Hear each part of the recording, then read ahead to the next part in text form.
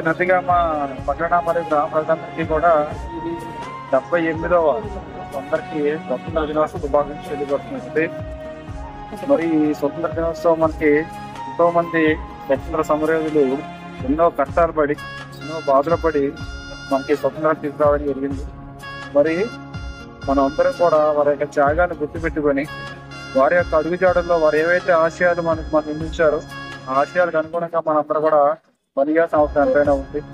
ముఖ్యంగా ట్రాఫిక్ విభాగం నుంచి ప్రజలందరికీ విజ్ఞప్తి చేసేది ఏంటంటే కనుక మీరు ఈ స్వతంత్ర దినోత్సవం కదా అందరూ కూడా ట్రాఫిక్ రూల్స్ అనేది సక్రమంగా పాటిస్తూ ప్రజలెవ్వరికీ కూడా ఇబ్బంది పెట్టకుండా దేశాన్ని మరింత ముందుకు తీసుకెళ్లాలని కోరుకుంటూ మరొకసారి అందరికీ స్వతంత్ర దినోత్సవ శుభాకాంక్షలు తెలుస్తున్నాయి.